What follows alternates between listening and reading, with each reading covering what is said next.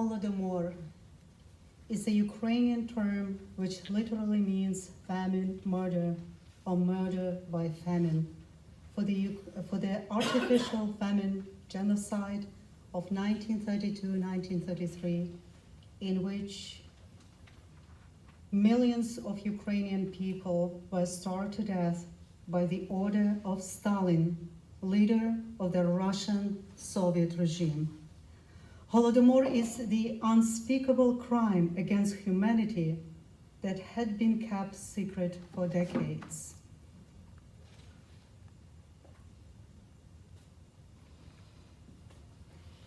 In 1932-33, in the space of 1 year, 10 million Ukrainians died being deliberately deprived of food. 7 million people in the Ukrainian SSR and 3 million outside Ukraine's borders in the regions which were historically heavily populated by ethnic Ukrainians. The famine was not a product of weather. It was not a product of accident. It was created for political and ideological reasons. Food was being used as a weapon against the nation, proven troublesome to the Soviet regime. Why Ukraine? Why only one ethnic group, the Ukrainian people, were targeted for the Holodomor in 1932-33? The tragedy can be understood in a broader context. Throughout their history, Ukrainians have fought heroically for their freedom from many invaders. In the 20th century, Ukraine lost its fight for independence after the Russian Revolution, but gained some freedom under the Soviets at first. Moscow initially permitted a great deal of cultural and national autonomy to pacify freedom-loving Ukrainians. All of this changed once Joseph Stalin came to power. Stalin wanted to consolidate the new communist empire and to strengthen its industrial base. The USSR was in desperate need of foreign capital, and the best way to obtain that capital was to increase grain exports from Ukraine, the breadbasket of Europe. However, Ukrainian peasants, people of freedom, opposed fiercely to the regime's policy of collectivization of their farms. Within the Soviet Empire, only Ukraine was culturally distinct and rebellious, and Stalin viewed it as a threat. Out of fear to lose Ukraine, the Soviet leadership engineered the Holodomor. It was a horrible plan intended to bring Ukraine to its knees, to make it a Soviet possession, just like all the other republics of the Soviet Union. Stalin detested Ukrainians for their nationalism and their fierce determination for self-rule. The Soviet government was resolved to teach the Ukrainians a lesson by the grim method of starvation. The Russian regime sought through the brutal enforcement of famine genocide to gain full control of Ukraine. Another target was decimation of the Ukrainian cultural and intellectual elite. Millions perished in this genocide. To eliminate the problem of Ukrainian peasant rebellion forever, the starvation tactics were designed. In Ukraine only, the genocidal laws were passed declaring all collective and private farm property as sacred property of the state. 112,000 trusted party members, military units, and secret police were sent from Russia to Ukraine. Village by village, they were removing the food from people's houses, apples, beets. They would lead away their cows, horses, take away everything what was in storage. They killed all the wild animals and birds in the forest so that Ukrainians couldn't eat them. The law took away people's right for having any food. The state had the right to take from peasants not only grain, but all the food and property that could be sold or exchanged for food.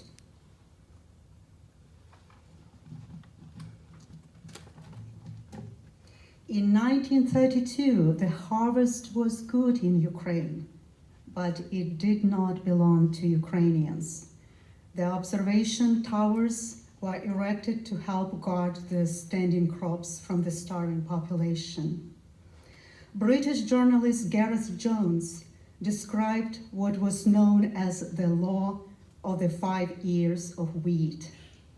If any man, woman, or child goes out to the field at night in the summer and picks a single ear of wheat, the punishment according to law is death by shooting, the communists explained to me. The secret police sealed off the Ukrainian borders. No one could get out or bring food in. A nation the size of France was strangled by hunger. All of Ukraine turned into a large concentration camp. On spring 1933, the mortality rate in Ukraine became catastrophic. At the height of the famine, in June 1933, people were dying by agonizing slow death at the rate of 28,000 per day. Over 3 million children born between 1932 and 1933 died of starvation. Corpses of dead people were everywhere. Villagers picked up their dead family members off the roads and carted them off to the cemetery, covered them with snow, and when spring came, they were able to bury them. The remaining dead were shoveled into mass graves by the Russian soldiers. But the famine was a big secret. No media rushed to admonish this atrocity. This horrific loss of the population broke the ability of the society to resist through decades to come.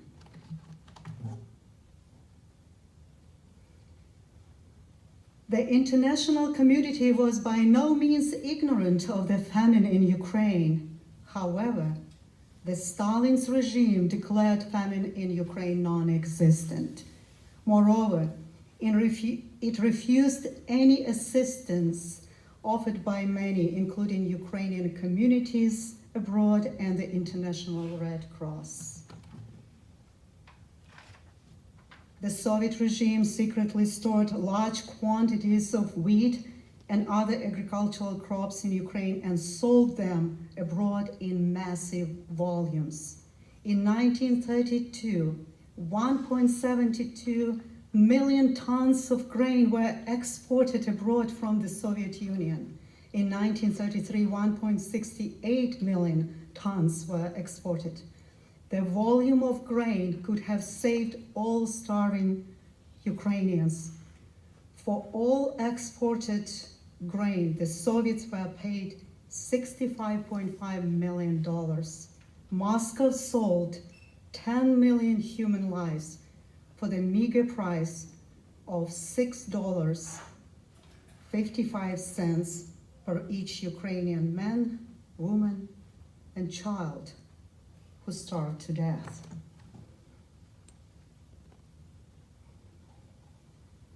Why is it so difficult to know the exact number of victims of that heinous crime against humanity?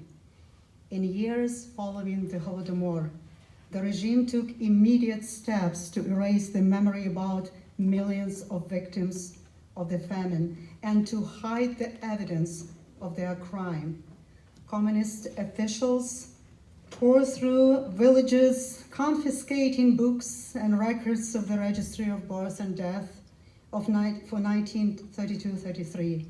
The results of the census held in 1937 that would prove genocide were never made public.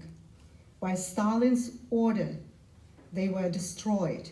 He jailed and executed demographers who truthfully cited figures indicating enormous loss of life due to the famine genocide.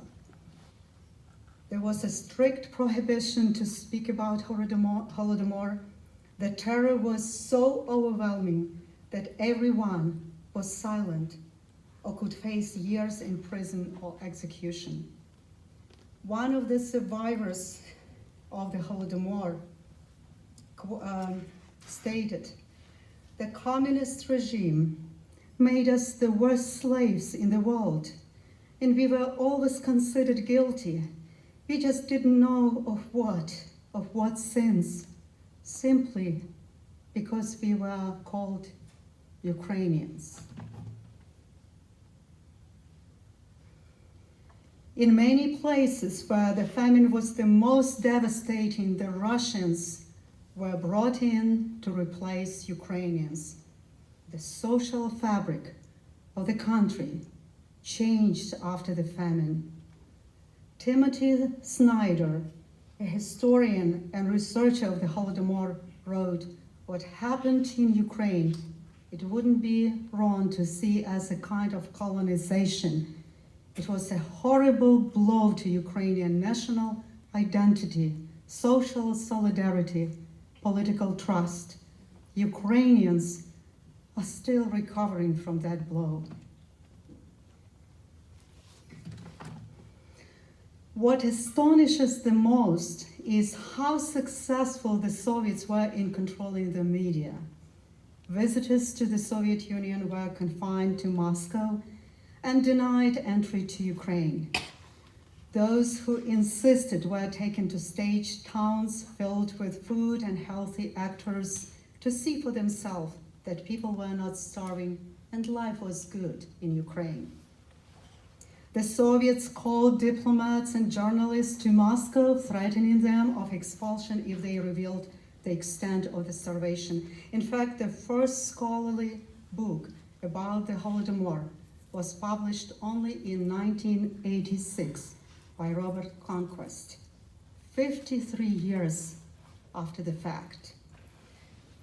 Journalists that did say the truth, British Gareth Jones, Malcolm Margaret, and American Rhea Kleiman, risked their life to travel to Ukraine and report on the famine. There they interviewed survivors and Soviet agents, took pictures that are in our days are considered to be priceless.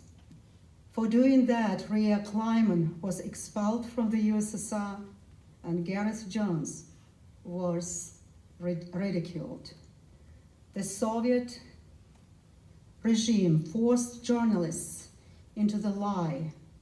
Either you are going to lie with us or you are going to be purged. So many journalistic writings denied the genocide.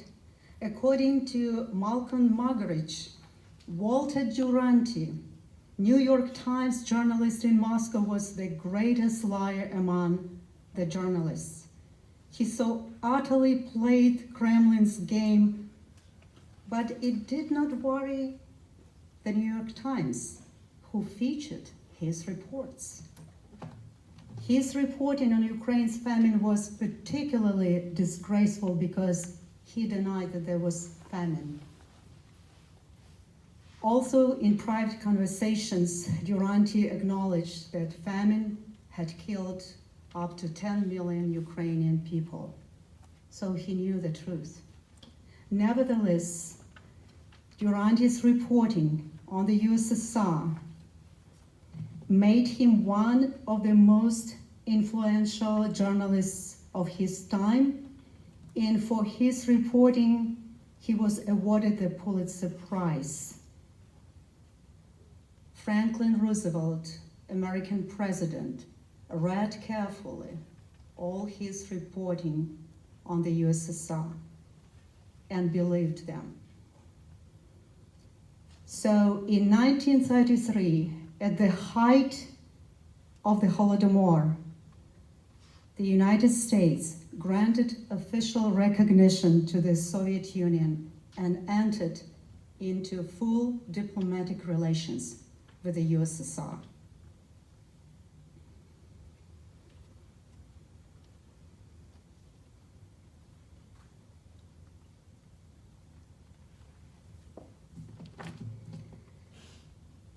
To this day, so many people still have not heard of the Holodomor, one of the largest genocides of the 20th century. And in terms of ruthlessness, Stalin remains one of the greatest villains in history.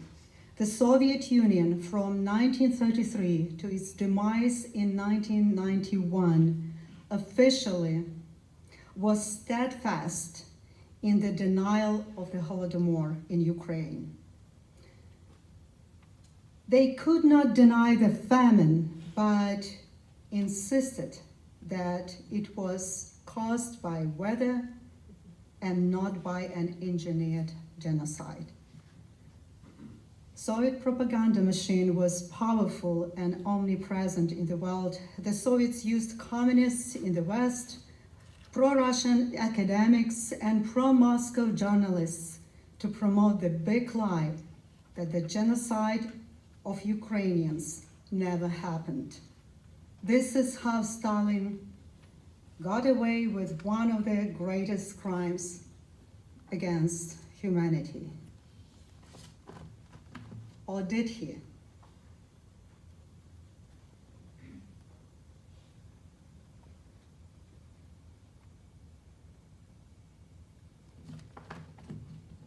In 1985, the US Commission on the Ukraine famine was formed to study the Holodomor. Dr. James Mays, prominent American historian and researcher, was assigned as an executive director of the commission.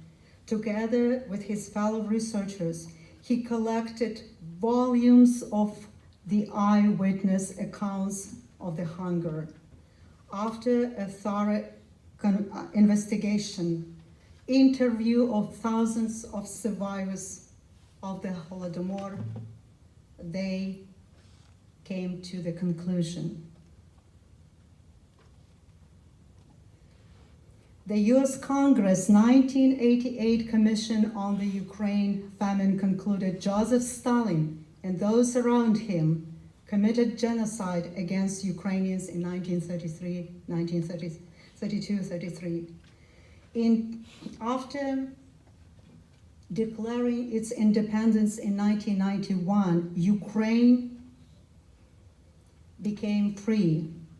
In 2006, by the law of Ukraine about the Holodomor was recognized as a genocide against the Ukrainian people. In 2010, the resolution of the Court of Appeal in Kyiv region proved genocidal nature of the Holodomor and that the intention of Stalin and the Russian Soviet regime was to murder millions of the Ukrainian people.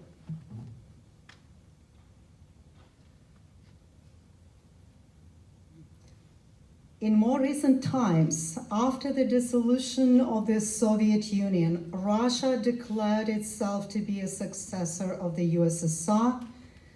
Putin's regime feeds on the authoritarian legacy of the USSR and denies the Holodomor. Moreover, like Stalin before him, Vladimir Putin denies that Ukraine is its own country.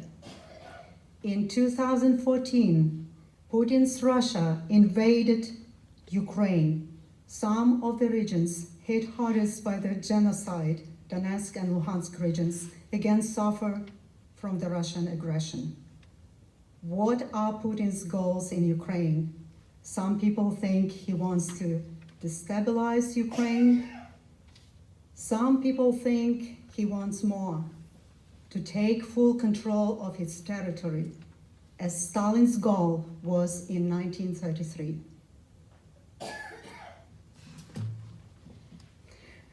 The study of the Holodomor, like the study of any great tragedy, is extremely important. We should study it as a terrible tragedy in the history of genocide, in the hopes that people will not allow such things to happen, to recur. Russian aggression in Ukraine is very destabilizing, not only for the region, but for Europe and the entire world.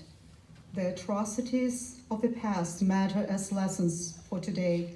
We are all citizens of the global village in a struggle between freedom and oppression, hope and fear, democracy and dictatorship.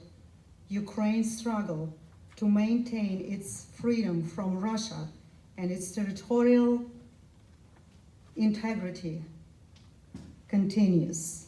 And today, the United Nations, Europe, and the United States condemn the Russian aggression in eastern Ukraine.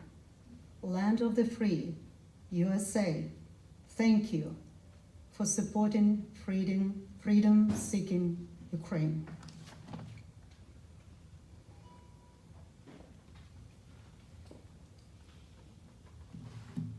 To date, there are many countries that officially recognized the Holodomor as an act of genocide or as a criminal act of the Stalin's regime.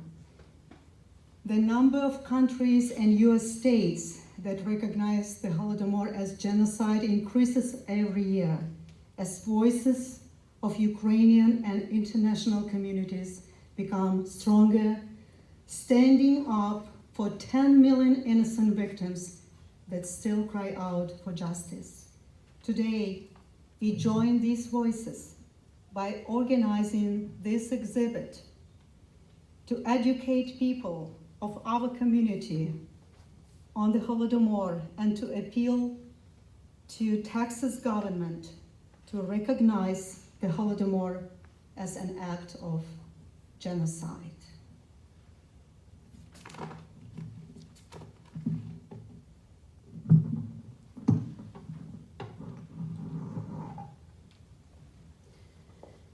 This is a poem about the Holodomor in Ukraine. Так пахне хлібом, мамо, у хаті, де давно холодна й порожня піч. І вчора пахло ним точнісінько так само.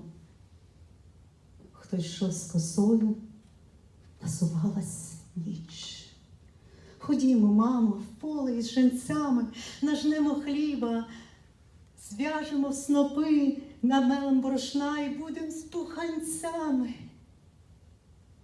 Сніги лягли на поле, доню, потерпи. А хто ж тоді з косою біля хати, коли така негода й вітер завива? Мовчить, пішла у вічність мати. Голодомор, страшні його жнива.